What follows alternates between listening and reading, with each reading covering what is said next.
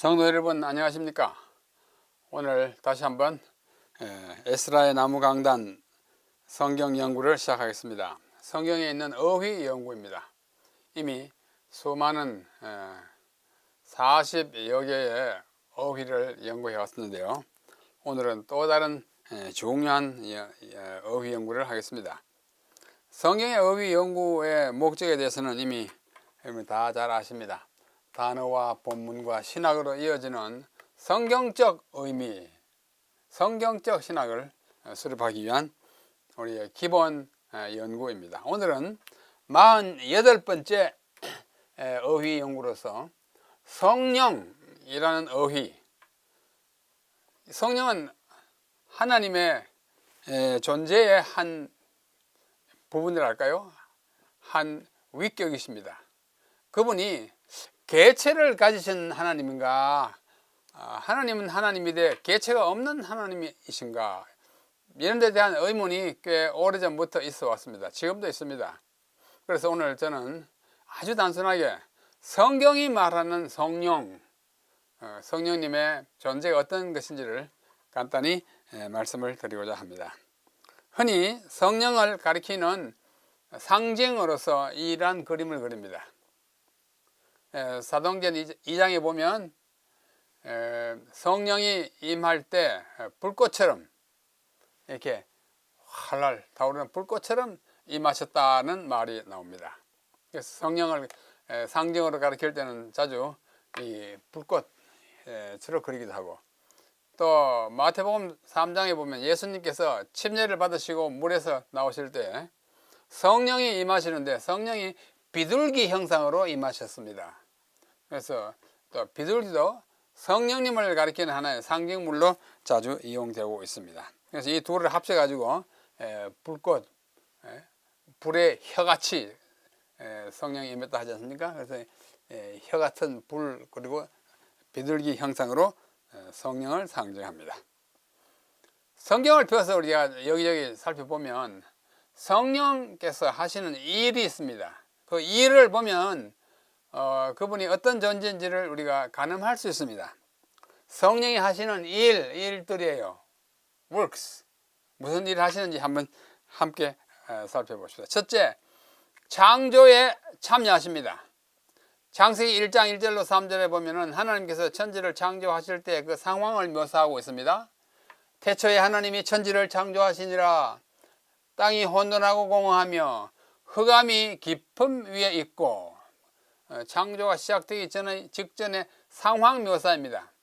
그런데 하나님의 영, 또 계획한 걸 파는 하나님의 신, 히브리 말로 루아흐, 성령을 가리킬 때 주로 사용되는 단어 루아흐입니다.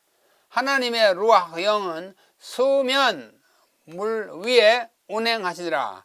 운행하신다는 말은 좀 특별한 단어입니다만은 이렇게 독수리가 알을 품듯이 이렇게 품고 있는 자세를 운행한다, 이렇게 번역했어요.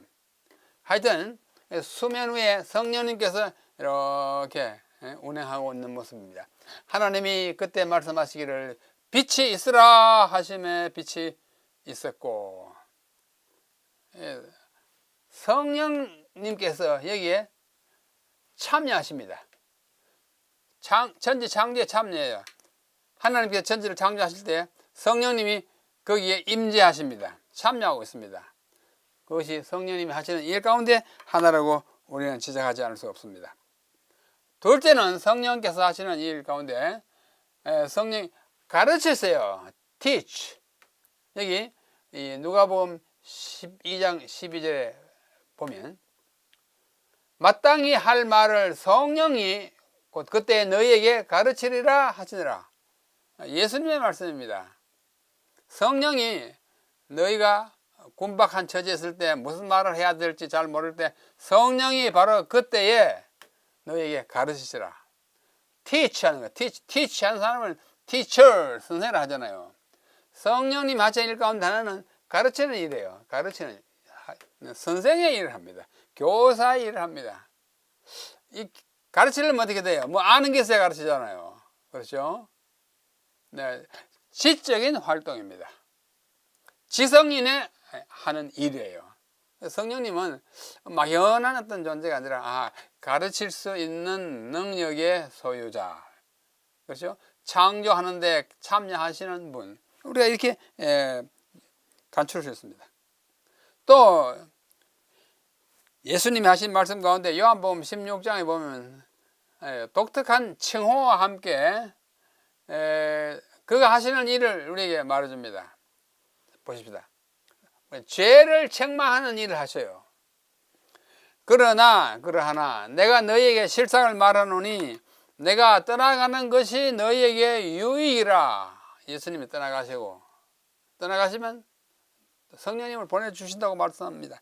내가 떠나가지 아니하면 보혜사가 너희에게 오시지 아니할 것이요. 예수님이 이 땅에 계신 동안에는 성령님께서 이 지구에 당신의 일을 집중하지 않으시는 것처럼 묘사되어 있습니다. 내가 가면 성령님이 이 땅에 오셔가지고 그 성령님이 보혜사라는 이름으로 오셔요. 보혜사라는 말은 좀 어려운 말이지만은 도와주는 자, 헬라어로는 파라클레이토스인데요. 파라라는 말은 곁에, 칼레오 클레이토스는 옆에서 부르신다, 돕는다는 뜻입니다. 보혜사가 너희에게 오시지 아니할 것이요 내가 가면 내가 그가 누구요? 보혜사를 너희에게 보내리니 그가 죄에 대하여 의에 대하여 심판에 대하여 세상을 책망하시리라. 책망하시는 거야. convict, 죄를 깨닫게 하고 이렇게 하면 안 된다 하는 일을 보혜사라고 일컬어지는 성령께서 하시는 것이에요. 보혜사라는 말은 번역에 따라서 여러 가지로 번역됩니다만은 우리말 성경에서는 보혜사, 보할 호, 은혜 해자, 스승 사자를 씁니다. 그렇게 번역을 했어요. 하여튼 죄를 책망하는 일을 책망하시리라 그랬어요. 책망하는 일은 인격적인 존재가 인격적인 존재에게 하는 일입니다.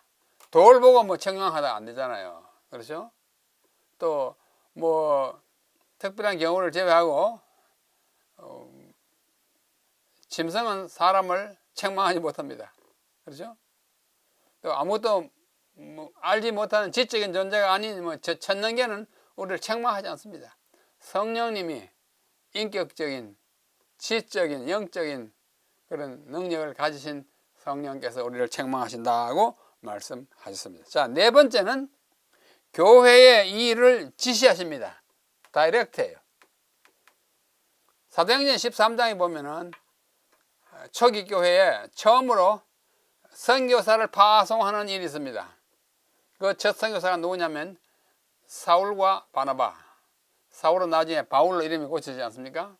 이 두 사람에게 머리에 손을 얹고 안수하여 선교사로 내보낸 제1차 바울의 선교 여행을 떠나는 장면이 있는데 그때에 13장 2절에 말하기를 주를 섬겨 금식할 때에 성령이 가르사대, 성령이 말씀을 하십니다. 하나님으로부터 나오는 단순한 능력이 아니고 인격체, 말을 하시는 분입니다. 뭐라고 말씀하십니까? 내가 불러, 성령이 부르십니다. 시키는 일을 위하여 바나바와 사울을 따로 세우라 하시네. 그렇게 했어요. 성령님께서 시키시는 대로 초기 교회 지도자들이 그렇게 해가지고 이 두 사람을 안수해서 선교사로 파송하는 이 교회를 운영하고 선교 활동을 하는 일에 성령님께서는 그 일을 지시하십니다. 디렉터 그러잖아요. 교회의 디렉터예요. 지휘자입니다. 성령이 하시는 일 가운데 이런 것들이 포함되어 있습니다. 다섯 번째, 이 성령님은 또 돕기도 하시고 간구도 하십니다. 도와줘요. 옆에서 도와줘요. 간구는 애타게 소원을 막 말해주는 걸 간구라고 하지 않습니까? 로마서 8장 26절에 바울이 이렇게 말합니다. 이와 같이 성령도 우리 연약함을 도우시나니, 우리가 연약할 때 우리를 도우시나니 우리가 마땅히 빌 바를 알지 못하나 오직 성령이 말할 수 없는 탄식으로 우리를 위하여 친히 간구하시느니라. 여기 도우시고 간구하세요. 누가요? 성령님이. 성령님은 그렇게 하시는 분이에요. 굉장히 좋으신 분입니다. 우리를 도와주세요. 연약할 때. 또 우리가 뭘 간구해야 될지 모르고 당황하고 있을 때 우리를 위해서 간구해 주십니다. 탄원해 주십니다. 말할 수 없는 탄원으로 간구해 주세요. 탄식으로 간구. 얼마나 인격적인 존재입니까? 그렇죠? 느낌과 감정을 가지신 존재임에 틀림이 없습니다. 여섯 번째는 영감을 주십니다. 베드로후서 1장 21절에 보면은 예언은 언제든지 사람의 뜻으로 낸 것이 아니요 오직 성령의 감동하심을 얻은 사람들이 하나님께 받아 말한 것임이니라. 예언, 성경 가운데 기록된 많은 예언, 또 성경 기록 그 자체는 어떤 사람이 자기 마음대로 기록한 것이 아니라 어떻게 해요? 성령의 감동하심을 입은 사람들이 쓴 영감된 글입니다. 영감된 글이에요. 그러므로 성경을 특별히 기록할 때에 그들에게 기록할 수 있는 자료와 기록할 수 있는 마음과 기록할 수 있는 방법을 옆에서 영감으로 도와주시는 분이 누구냐? 성령이세요. 성령이 했으니까 영감이 되는 것입니다. 같은 영자예요. 그렇죠? 영감을 주시는 분입니다. inspire, inspiration을 주시는 분이에요. 뭐 다른 데도 영감 주신다는 말씀이 성경에 있습니다. 자, 일곱 번째는 성화시키십니다. 성화란 말은 마음을 거룩하게 하는 거잖아요. 인간은 자기의 마음을 스스로 거룩하게 할 수가 없습니다. 하나님이 우리를 거룩하게 하셔야 되는데 하나님께서 그중에 성령 하나님께서 우리의 마음에 역사하사 우리를 거룩하게 하신다고 베드로전서 1장 2절에 말씀하십니다. 곧 하나님 아버지의 미리 아심을 따라 성령의 거룩하게 하심으로 순종함과 예수 그리스도의 피 뿌림을 얻기 위하여 택하심을 입은 자들을 너희들 여러분들에게 내가 편지하노니 은혜와 평강이 너희에게 더욱 많을지어다. 베드로가 편지를 쓰면서 베드로전서라는 편지를 쓰면서 아주 서두에 1장 2절에 편지를 받는 상대방에 대하여 묘사하면서 성령의 거룩하게 하심으로 순종함과 그리스도의 피 뿌림을 얻기 위하여 택하심을 받은 너희들 이렇게 말합니다. 거룩하게 된 물입니다. 그래서 성도라 그러지 않습니까? 물론 사람에 따라서 거룩하게 되는 그 정도의 차이는 있지만 누구나 성령님이 거룩하게 하셔서 거룩하게 되고 그걸 받아들이고 하나님이 나의 구주임을 믿게 하는 그 모든 일들을 거룩하게 하는 과정이라고 보는데 그 과정에 역사하시는 분이 바로 성령님이 하시는 거예요. 성화시키십니다. sanctify, 거룩하게 하시는 분입니다. 우리는 그분의 능력에 의지하여서만 참으로 거룩하게 될 수가 있습니다. 자, 이상과 같이 아주 중요한 것만 한 7가지 간추렸습니다. 첫째, 성령님은 창조에 참여하셨고, 둘째, 가르치십니다. 우리에게 뭐 필요한 말들을 가르쳐 주세요. 특별히 핍박받을 때, 문책받을 때 우리를 기억나게 하십니다. 셋째, 죄를 책망하십니다. 우리가 양심의 가책을 느끼고 회개해야 되겠다 하는 마음이 생기는 것은 성령님께서 우리를 책망하시기 때문입니다. 넷째는 교회 일을 지도하시고 지시하십니다. 선교사를 보내고, 그렇죠? 또 목회자를 위임하고, 성령님이 하시는 겁니다. 성령의 능력을 입혀주는 것입니다. 다섯째는 우리를 돕고 우리를 위해 간구해 주시는 분이 성령이라고 말씀하십니다. 여섯째는 영감을 주셔서 성경을 기록하게 하고 영감적인 교훈을 베풀게 하는 그 능력 주시는 분이 성령이라고 성경은 말합니다. 마지막으로 거룩하게 하시는 영, 그래서 성령이잖아요. Holy Spirit, 그렇죠? 우리가 거룩하게 되는 것은 성령님의 역사의 덕분입니다. 자, 둘째는 사무에 하나님이 함께 일하시는 일이 아주 중요한 일에 삼위의 하나님이 공동으로 나타나십니다. 첫째, 창조할 때요. 창세기 1장 1절로 3절 아까 봤어요. 아까는 성령님이 참여하는 것만 우리가 봤는데, 자, 좀 더 자세히 보면 태초에 하나님이, 이 하나님은 삼위 하나님 다 가리킨다고 볼 수 있지만 우선 성부 하나님이라고 합시다. 성부 하나님이 천지를 창조하시니라. 어떻게 창조하시느냐? 성령이 하나님의 영이 수면에 운행하셔서 합동으로 협력하여 창조하시는데, 하나님이 그때 말씀하시기를 말 가라사대 빛이 있으라 하시며 빛이 있었다. 이 가라사대라는 말은 말씀하시되 이 말입니다. 이 말씀이 누구냐? 예수님이잖아요. 요한복음 1장 1절로 3절을 보면 태초에 말씀이 계시니라. 이 말씀이 하나님과 함께 계셨고 이 말씀이 곧 하나님이라. 지으신 바 된 것이 모두가 그가 없이는 지으신 것이 하나도 없다. 누구예요? 말씀이라고 하는 분이 천지를 창조하셨다고 요한복음 1장 1절로 3절에 말씀하시는데, 그 말씀의 의미를 창세기 1장에다 갖다 이렇게 겹쳐보면, 하나님이 이르시되, 이 말은 말씀하시되 할 때는 그 말씀이 바로 하나님의 말씀인데, 그 말씀이 예수님이라고 하는 말씀을 통해서 천지를 창조했다, 이렇게 이해하는 것은 아주 자연스럽습니다. 그분이 로고스, 영어로 하면 the word, W-O-R-D, word는 뭐예요? 말씀이잖아요.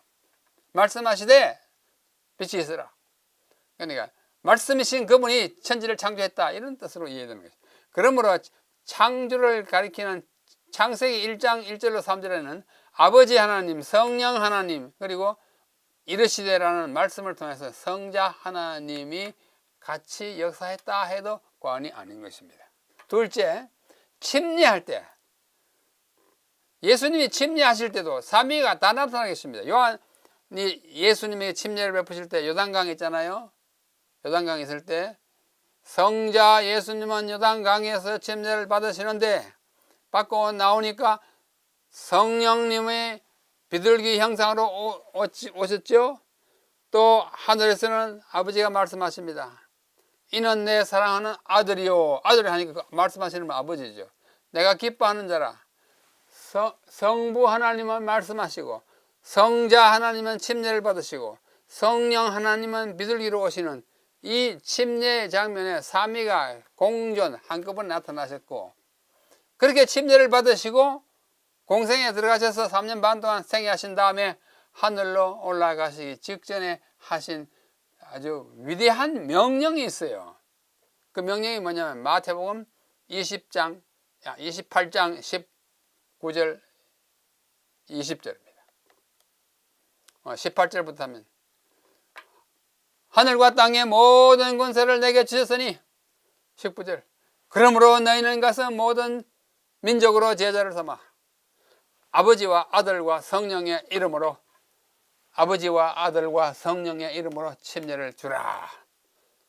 내가 너에게 분부한 모든 것을 가르쳐 지키게 하라. 보라, 내가 세상 끝날까지 너희와 항상 함께 있겠다 하고 마태복음 끝 하고 예수님은 성천하셨습니다.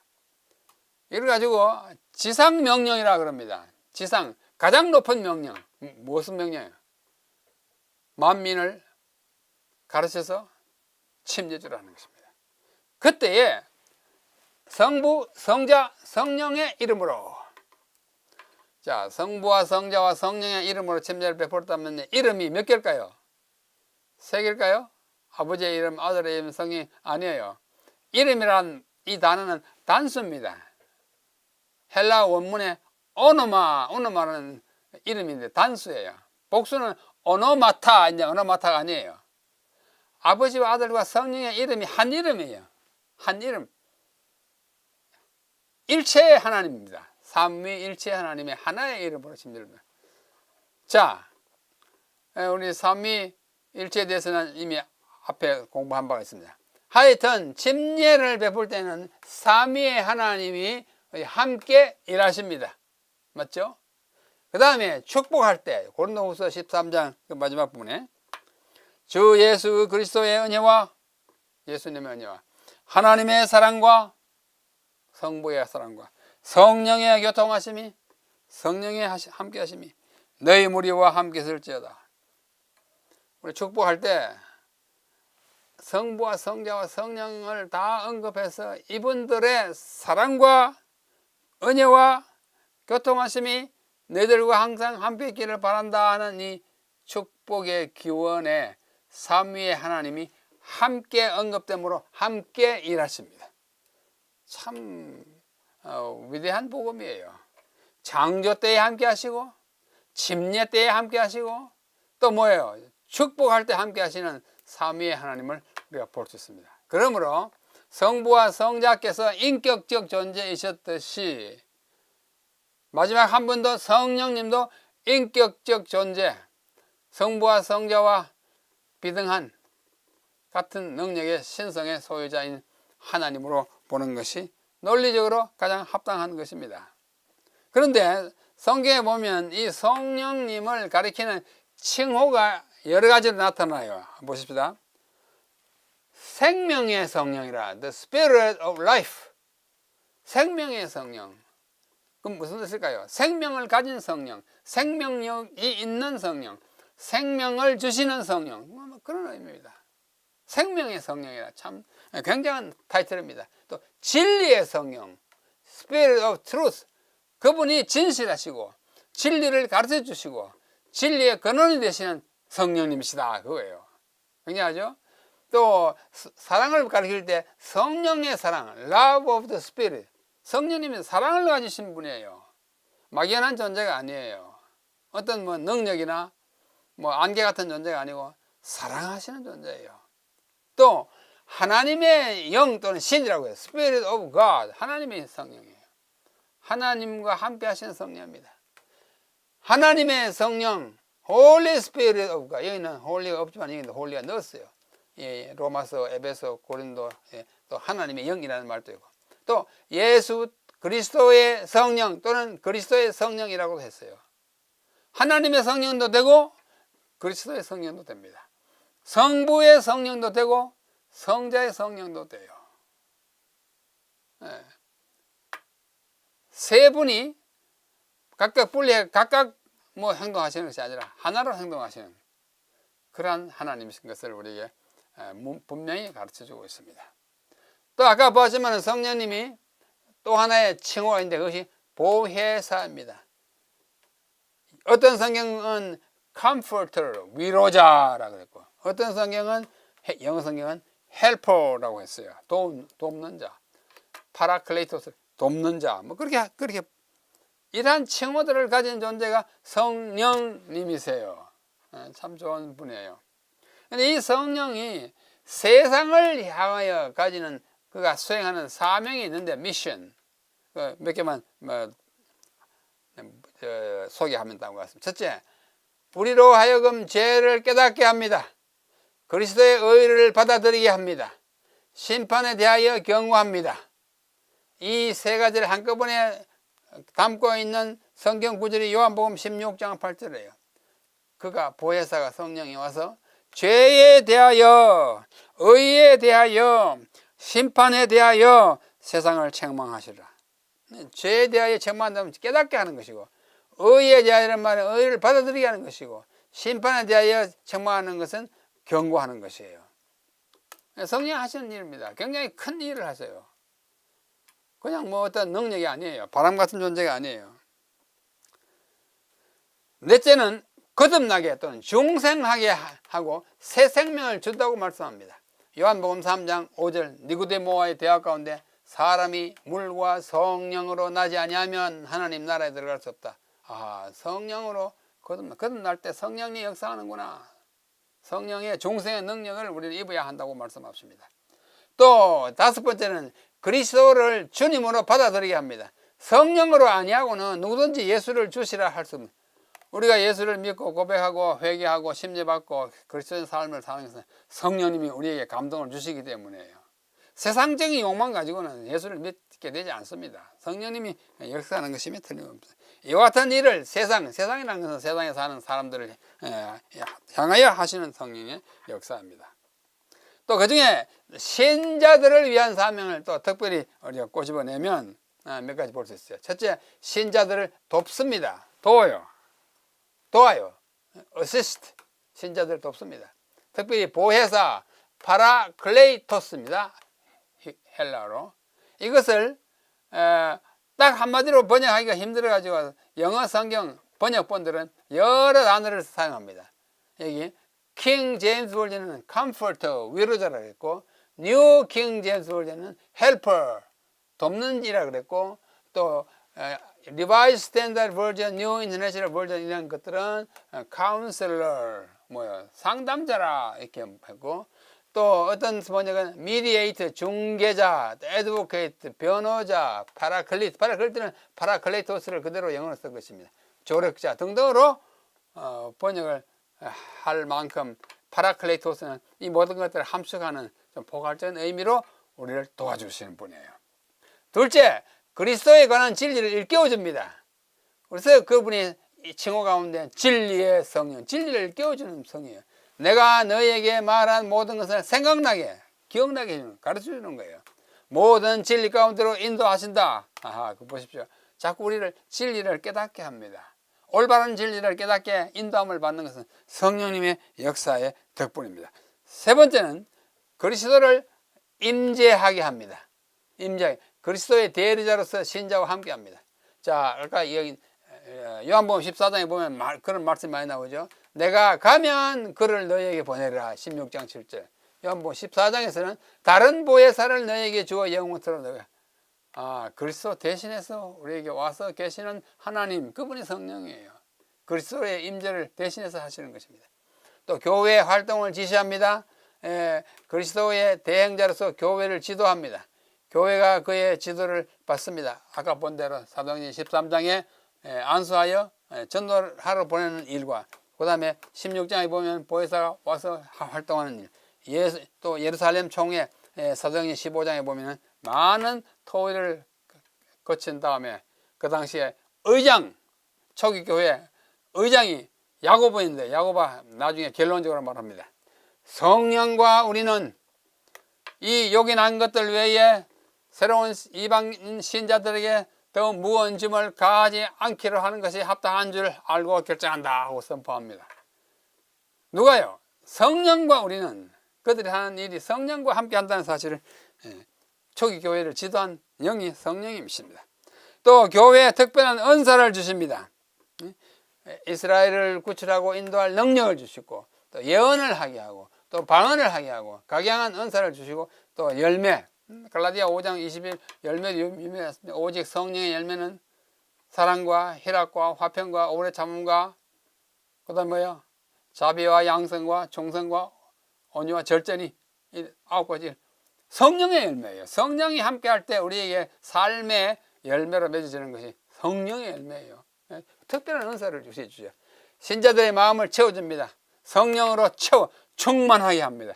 우리가 하나님의 능력으로 충만하게 하게 되는 것은 성령에 충만하게 하는 일이라고 할 수 있습니다. 그런데 일반적으로 성령에 대한 오해가 아주 깊어요. 오해를 아주 간추리면 한 서너 가지. 첫째, 성령은 독립적, 독자적인 개체가 아니라 하나님과 그리스도에서 나오는 능력 또는 감화력 정도이다. 이렇게 믿거나 말하는 사람이 있어요. 오늘 보신 대로 감화력 가지고는 아까 그 모든 일들을 행할 수가 없습니다. 막연한 능력이 아니에요. 그분이 인격적인 존재예요. 성령은 혼자 나타나거나 독자적인 행동을 하신 적이 없으므로 성부와 성자보다 열등한 존재이다. 얼른 보면 그렇게 보입니다. 그러나 성령님의 특성상 내부적으로 활동하고 내심에, 또 예수님은 인간으로 오셨기 때문에 우리가 봤다고 하는 사람들의 기록이 있지만 성령님은 육신을 입은 적이 없어요. 지금까지 영으로 계시기 때문에 우리의 눈에 보이지 않습니다. 그래서 그를 이해하기가 조금 힘들지만, 그러나 그 하시는 일들을 보면 그의 존재는 확실하게 개별적인 존재를 갖고 있습니다. 세 번째, 성령은 문법적인 성에 있어서 중성어로 지칭되었으므로 인격체가 아니다. 우리말에는 그런 거 없지만은 영어에도 그런 거 거의 없어요. 헬라어와 독일어 같은 언어는 모든 단어마다 성이 있어요.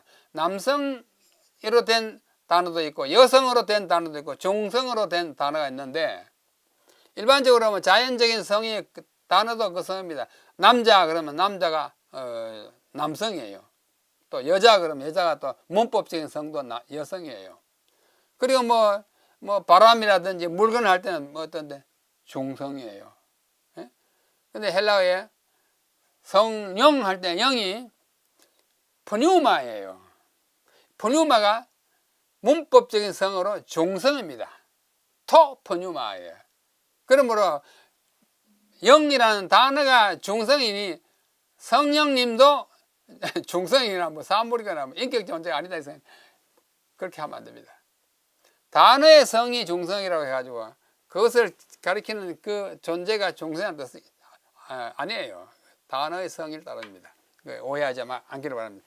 성령은 형상이 있는 존재로 나타나거나 묘사된 적이 없으므로 실체가 없다. 아까도 말씀드렸지만 영이시기 때문에 우리가 눈으로 볼 수 있게 나타나지 않아요. 그렇죠? 그러나 바람이 눈에 안 보이지만 존재하듯이 성령님이 눈에 안 보이지만 우리에게 역사하면 그 결과가 나타나는 것입니다.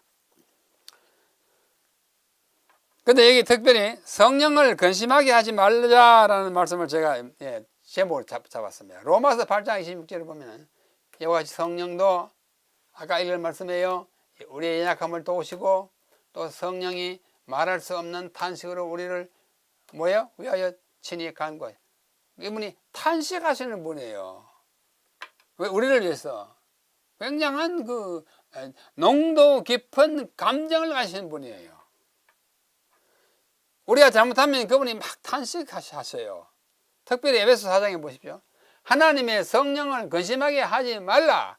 그 안에서 너희가 구속의 날까지 인치심을 받았다. 인친다는 말은 우리가 구원받은 사람으로서 확증한다는 뜻이잖아요. 그분 안에서 우리가 구원을 얻는 확증을 얻는데 그렇게 확증하신 그분을 근심하게 하지 말라는 말은 그분의 뜻대로 살아서 그분을 기쁘시게 하라는 뜻입니다. 얼마나 인격적인 존재이길래 이런 성경 말씀을 하셨겠습니까? 셋째, 로마서 15장 13절에 보면 우리는 성령이 또 어떤 분인지, 자, 성령의 능력을 의지하자. 소망이 하나님 모든 기쁨과 평강 믿음 안에서 너에게 충만케 하사 성령의 능력으로 소망이 넘치게 하시길 바란다. 그분 능력이, 그분을 함께 우리가 모셔야 우리가 능력, 힘을 입고 어떻게 소망이 넘쳐요. 그분은 우리는 그리스도 안에서 힘차게 살아가게 합니다. 그래서 로마 15, 18절에도 그리스도께서 이방인들을 순종케 하기 위하여 나로 말미암아 말과 일이며 표적과 기사의 능력이며 성령의 능력으로 역사하시는 것 외에는 내가 감히 말하지 않아요.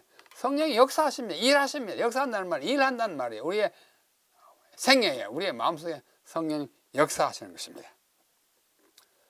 제가 오늘 성령에 대해서 성경이 말씀하는 것을 많이 인용했지만 그러나 이러한 말씀들이 모든 사람이 만족하게 성령님의 개체를 인정하게 하는 데는 좀 미흡할 수도 있습니다. 그래서 한 영감적인 기자는 이렇게 말씀했습니다.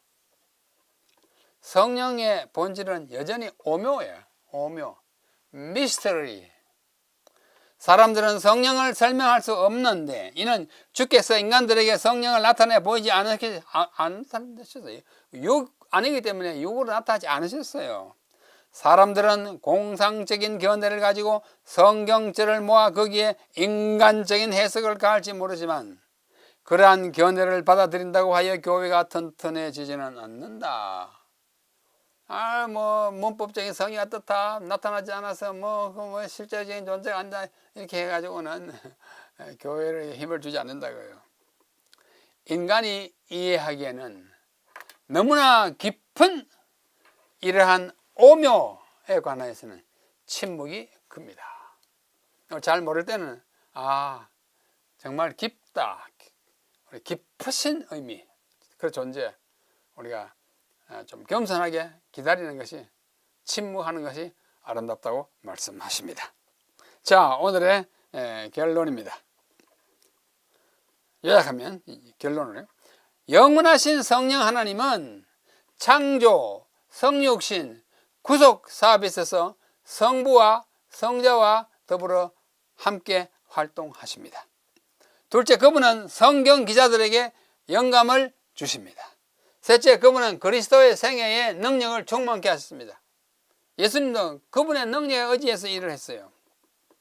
그분은 인간이 죄를 깨닫게 하시고 영혼을 새롭게 하시며 하나님의 형상으로 변화시키십니다. 일곱 번째, 그분은 하나님의 자녀들과 항상 함께 하시도록 성부와 성자에 의하여 파송되십니다. 성부 하나님도 성령을 파송하시고 성자 하나님도 하늘에 가셔서 파송하신 성령님이 오늘 우리와 함께 하시는 것입니다. 영적인 은사들을 교회에 부여하십니다. 그래서 많은 성령 은사가 있어요. 선물도 있고 그다 성령 하시는 거예요. 교회가 그리스도를 증거하게 하십니다. 끝으로 교회를 모든 진리 가운데로 인도하시는 분이 성령이시다라고 우리는 오늘 배웠습니다. 자, 더 요약하면 성령은 신성, 삼위의 신성 중의 한 분이 곧 삼위일체 중에 한 하나님이시다. 둘째, 비인격적인 능력이나 영향이 아니라 지성과 감성을 가진 인격체이다. person이다. 신위, 위격이다. 3. 별도의 존재와 인격성, personality를 지니신 개별적 존재, individual being. 하나님의 일부가 아니고 하나님의 한 person이듯이, 아들 하나님 예수님이 한 person이듯이 성령님도 하나의 person으로 같은 삼위의 하나님이 함께 역사하신다고 하는 것이 성경의 가르침입니다. 자, 이것을 삼위일체 방패라고, 방패처럼 생겼죠. 자, Father, 아버지, Son, 아들, The Holy Spirit, 성령인데요. The Father is not the Holy Spirit. 성부는 성령이 아니에요. 아버지는 아들이 아니에요. 또 성령은 아들이 하나님이 아니에요. 그러면서 아버지도 하나님이시고 성자도 하나님이시고 성령도 하나님이세요. 이해가십니까? 삼위가 다 하나님인데 각각 별개의 존재이다라는 뜻입니다. 신성의 삼위, 성부, 성자, 성령인데요. 이 삼위가 어떤 관계인지를 이 그림이 어설프지만은 그래도 비교적 성경에 나타내는 삼위의 관계를 잘 나타내고 있지 않나 생각합니다. 또 뭐 저보고 그리라 그러면 이렇게 그릴 수 있어요. 성부, 성자, 성령은 각각 존재인데 이 세 분이 각각 다 하나님이시고 합쳐가지고 신성이시다, 이렇게 표현할 수 있습니다. 오늘 우리는 성령은 개체를 가진 하나님인가? 라는 질문을 가지고 공부를 시작했습니다. 여러분의 답은 무엇입니까? 예스입니까? 노입니까? 예스입니다. 개체를 가진 존재예요. 하나님이에요. 그러므로 그분은 우리의 찬양을 받으실 수 있고 또 우리의 기도도 받으실 수 있고 우리를 위하여 구원의 역사를 감당하실 수 있고 우리를 도울 수 있는 예수님이 파견하신 또 다른 하나님의 존재라는 사실을, 개별적 개체를 가진 하나님의 사실에 대해서 확실한 믿음을 가지시기를 바랍니다. 오늘 여기서 공부를 마치겠습니다. 성령은 분명히 개체를 가진 하나님의 사실을 오늘 인용한 여러 성경절에서 우리는 확신을 가지게 되었습니다. 다음 시간에 또 다른 제목으로 함께 공부하겠습니다. 여러분 안녕히 계십시오.